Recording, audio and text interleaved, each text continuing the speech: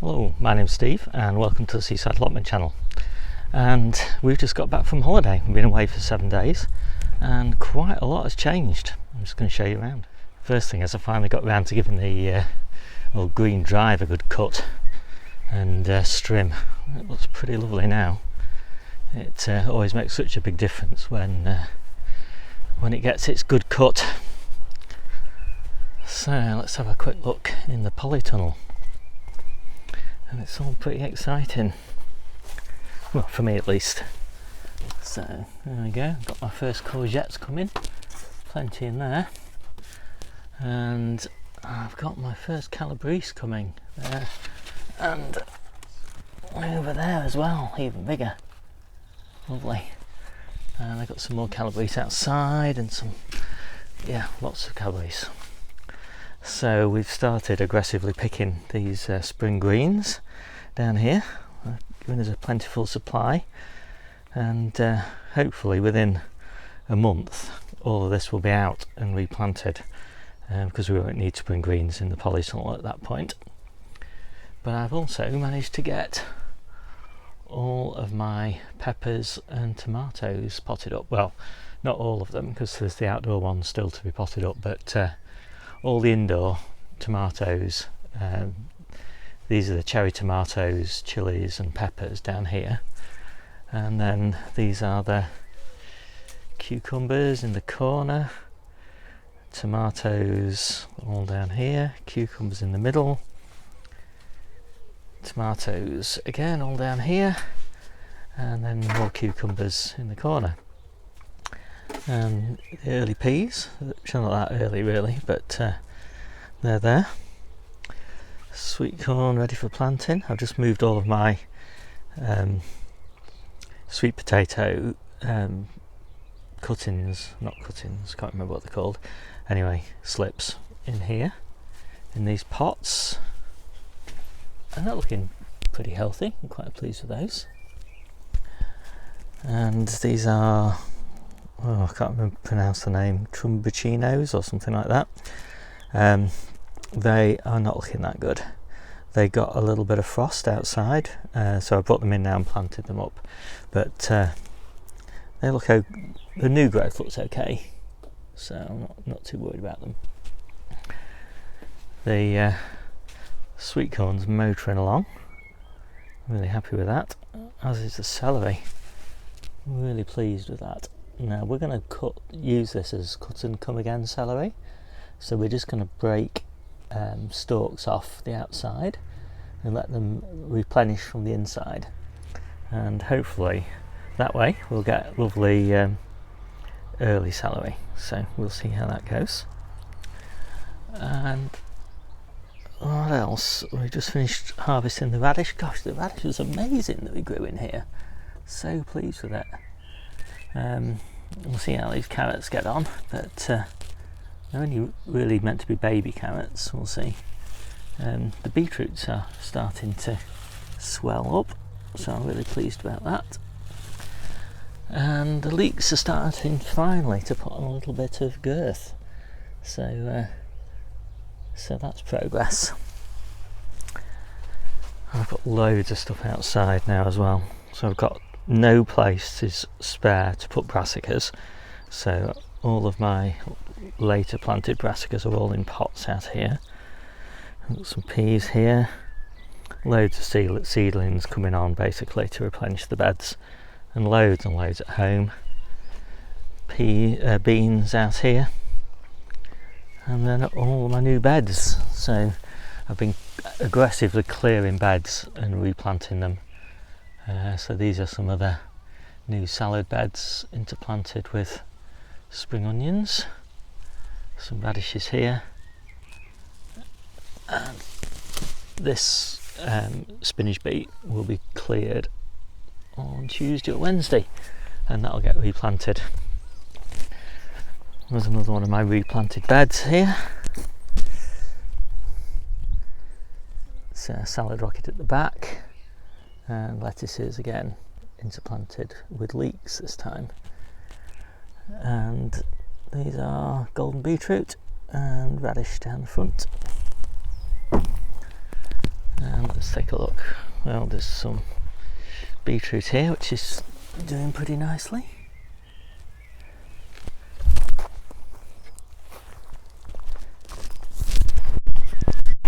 And another one of my newly planted beds, and this is New Zealand spinach. I'm really pleased to get this in the ground. It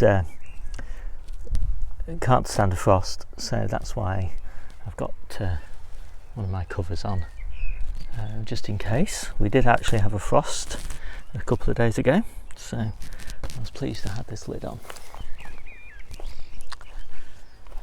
And another new bed here with another frost tender crop, which is the purslane, which is growing really nicely. Not be long before I'm harvesting that. And some people think of this as a weed, but actually it's one of my favourite summer salad crops, so I'm really excited about that.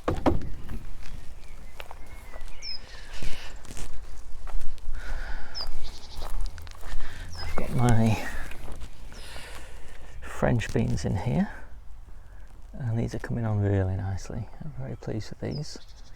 So occasionally some of them get a little bit scorched, and I think some of them might have actually got a touch of frost damage, but in general they're doing fantastic. Even the ones that are intermingled with this mess of carrots and spring onions. And if you're wondering about why I've got carrots and spring onions all intermixed, look at previous videos.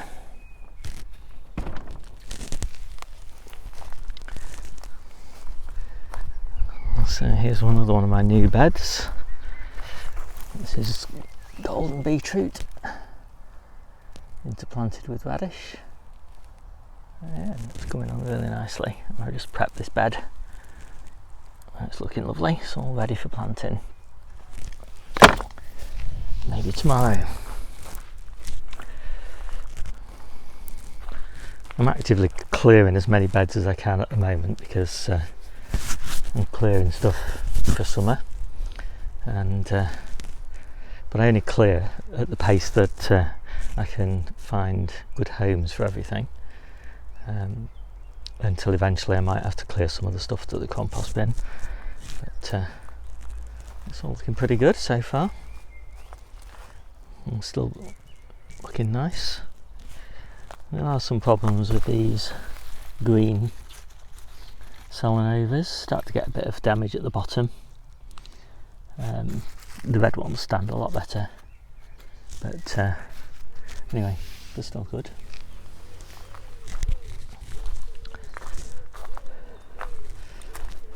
That's another one of my spring planted lettuce beds. This is doing lovely. This is Winter Gem.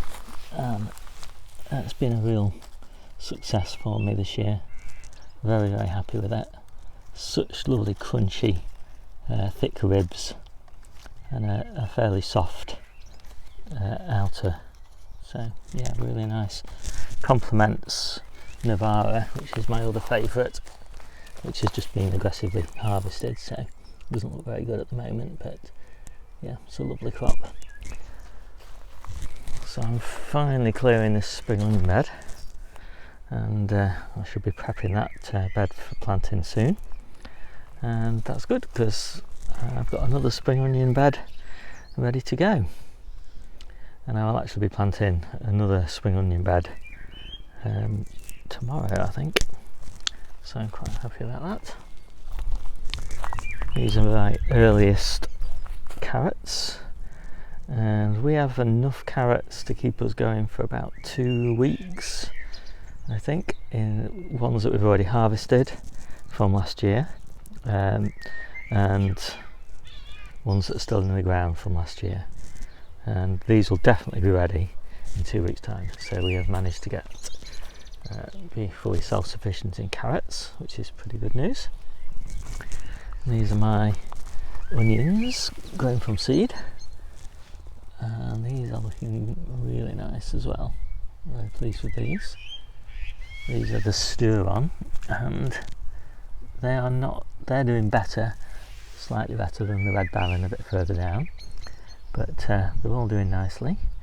some of these clumps have a little few too many. I'm aiming to get down to 3, and so I'll just be thinning these out as spring onions. But yeah, pretty pleased with that. These are my very early brassicas. I'm harvesting these at the moment, and I shall be pleased when I can clear this bed and turn it over to my winter brassicas and beetroot and things like that. So maybe one half of this bed will go beetroot and the other half will go to winter brassicas. Anyway, won't be long. Unfortunately, frost got my runner beans, but not to worry, I've got plenty more where they came from. And these are my alderman peas. They're growing away very nicely. I can take this little cover off. Now I don't think they need that. And there's my next succession of aldermans there. And I wonder if anybody knows what this is. This has been growing in some of my beds. It is obviously a fungi, but I don't know what sort of fungi it is. I'd really like to know, because I've got quite a lot of it. Gooseberries are looking great. Everybody's gooseberries are looking great, I think, at the moment. So I'll not bother to show you mine. Same with the raspberries. These are the autumn fruiting ones. These are the summer fruiting ones. Summer fruiting ones don't look as healthy as the autumn fruiters, but no doubt they will soon. What else have we got? So underneath here, well, I'll show you. I'll just sneak this up. I've got carrots, little clumps of radish, and onions down the middle, and then more radish, and then more carrots.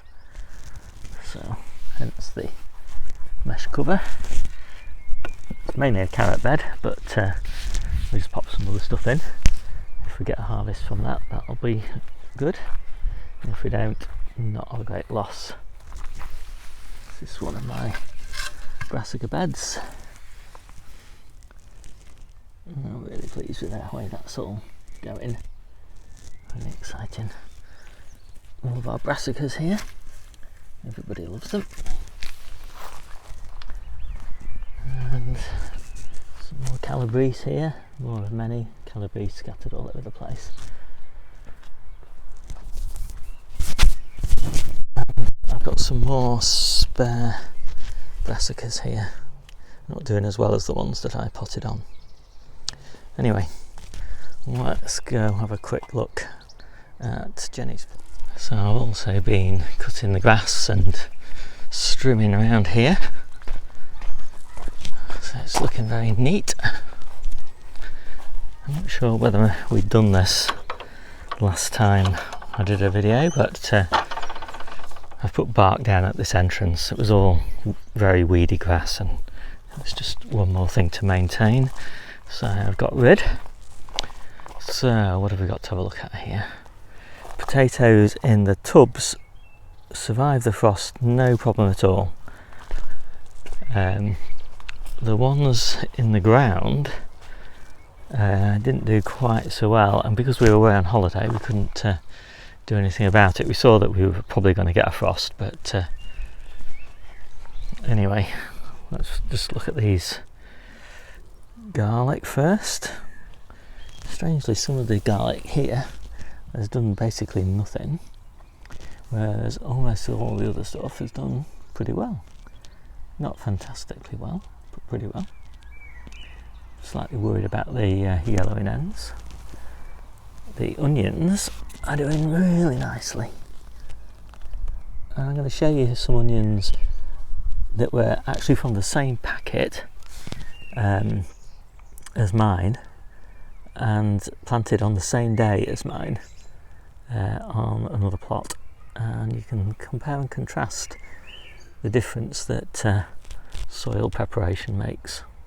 but I'm really happy with these. They're bulbing up really nicely, and yeah, very pleased with those. More garlic, but here we have a bit of a disaster. Look, this is the shallots, and they've all gone to seed.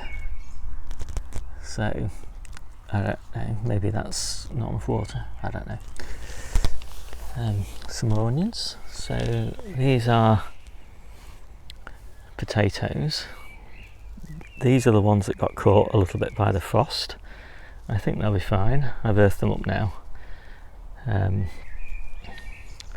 Fortunately, the Sarpomiras and the Sarpokeefes were hardly even out of the ground, so they did get a little bit of frostburn, but hopefully they'll be fine. And as you can see over there, the ones in the tubs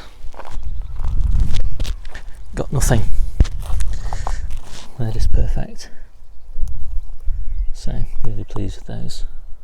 And it's also interesting to note that these were the same potatoes as these, but these were planted later when they'd chitted a little bit, and those were planted earlier before they chitted, and that is quite a significant difference. So people say you shouldn't bother chitting a main crop, but I guess if you want your main crop that little bit earlier, maybe it's better to plant it a little bit later once it's chitted and it's growing actively. Anyway, I thought it was quite interesting. Chard, growing very well. Can't keep up with it though, and it is starting to go to seed, which is why it's a good job we've got plenty more of this year's sowings to replace it. But lovely stuff. Broad beans, we've now got a few small broad beans, but I was actually picking broad beans in about 2 weeks' time, so obviously we are quite a long way behind, at least 2 weeks behind, I suspect.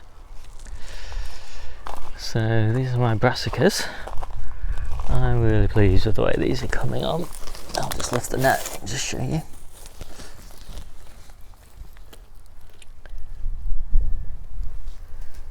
Really pleased with those. Hopefully you can see them properly. I can't see properly through the net. Right, there we go. So yeah, really good. I've just left one little solitary kale plant in there because it's just really lush with fantastic leaves.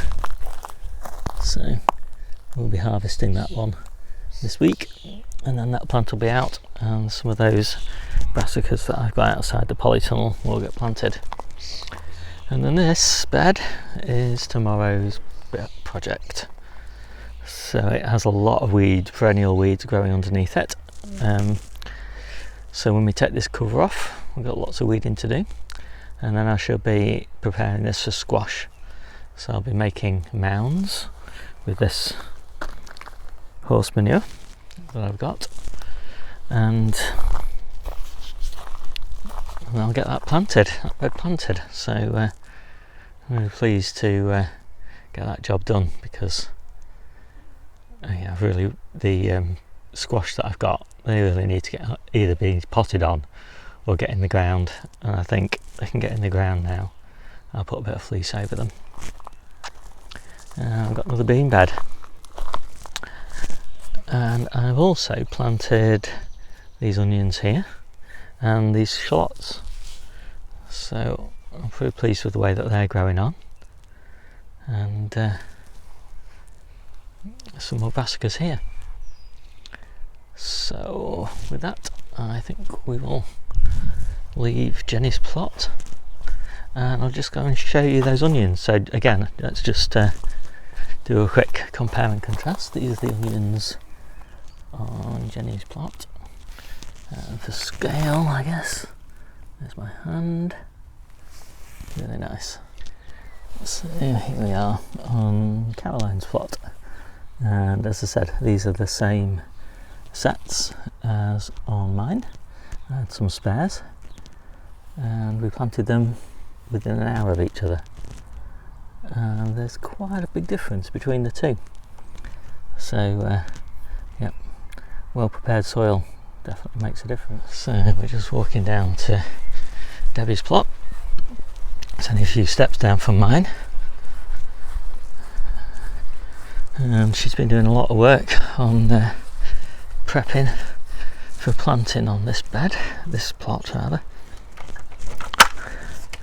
So I'm really pleased with these strawberries that we planted in these little planting pockets that Debbie made, and they're basically just polythene in between these two fence panels here, but they're growing really nicely, flowering well, so really pleased with those. And again, just look at these brassicas shooting away. These are a red kale, and yeah, looking really good. Definitely brassica weather. Debs has just made this little support for her broad beans, and they're flowering very nicely. Really pleased with those. I sowed those this year, so these are the second succession after the ones on Jenny's plot that we've just seen. Her bed's looking really nice. Now these brassicas are not doing so well. I think pigeons are taking these by the look of it, and whereas those that are under that mesh cover are doing really well. So yeah, those might need replanting and covering. So we've got some spring onions and stuff here. Can't remember what's underneath there, but I do like these covers. She got them from Aldi, and they're just the right size for these beds. And let's have a peek. What's underneath there? Oh yeah, New Zealand spinach, growing really well. So the claret, purple sprouting broccoli, I just harvested this one. Still some nice leaves on it. Every time we clear them, more and more PSB just keeps on appearing, and just look at these. We've been harvesting this so aggressively for so long now. I'm really pleased with that. Claret's a really good variety. I mean, it doesn't last a very long time like Rudolph, which keeps you going for months and months on end, but I think by the time this was finished we'll have had 2 months of really good florets off it, and we do pick the leaves to go with it as well. Debs has just cleared the kale from here, so I don't think, apart from that one plant, we haven't got any overwintered kale left. Some more PSB there. Some more broad beans, again flowering really nicely. We're not sure about this plum tree. It looks like it's got some sort of disease or something like that. Everything seems to be dying back. So plums definitely seem to be difficult. Whether they're difficult or everywhere in the country, I don't know, but on this allotment a lot of people seem to have problems with the plums. But other than the plums, everything else, all the other fruit trees, seem to be doing really well. So I'm really pleased with the way everything's going here. So with that, I think we'll just finish here, and you'll see me again perhaps in the back garden. So I'm back in the back garden, and in our storeroom I think we have got about a week or two's worth of onions, and about 3 weeks of potatoes, and maybe 3 weeks of beetroot. and that is not too bad, because I'm pretty sure now that we will have this year's crops to replace those. In fact, we cropped the first potatoes today and they were great, and we've got about 2 weeks worth, but we've got loads more still to come.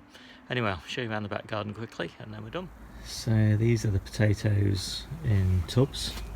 So these are all various different varieties of earlies, and I've got a few more here, and you can see here's an example of one that's ready for harvest now, and I've got another one there ready for harvest, and another one at the back of the garage. So I've got some seedling trays out here. Because we've been on holiday, we just put them outside because I needed less watering. I've got our squash plants ready to go there. I'll just pop them under a bit of fleece. I've got some more runner beans here, and next batch of brassicas. So these hopefully will be ready to go out when the alliums are being harvested.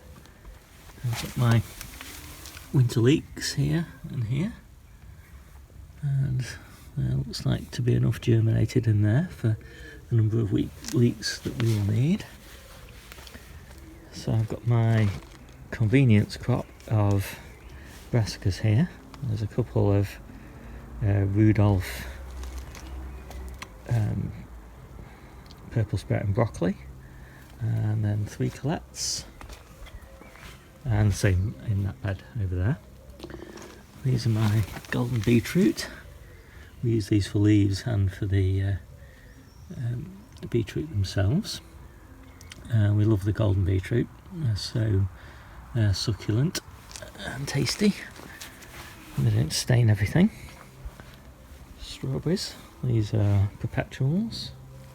So we get an early crop off these, which isn't that fantastic tasting, but the late crop is really lovely. There's one of my cherry trees. And we've got lots on the drive as well. But I've now managed to negotiate unlimited access to a massive cherry tree as part of one of my bartering arrangements, so we're not short of cherries now. Yeah, so more colettes, and I'm not actually sure that, I'm not sure what those are now. I did think that they were, no, they're all colettes, all 5 of those are colettes, that's right. I've got my carrots here, and because this is a walled garden, we don't seem to get carrot fly, which is really good. So here are my overwintered carrots, and as you can see they're just running to seed now, but they're still great. I'm still eating them, although some of them are a bit mouldy at the tops. Once you pull them up they're fine. Perpetual spinach still going well. And what have we got down here? These are all of the blueberries down here.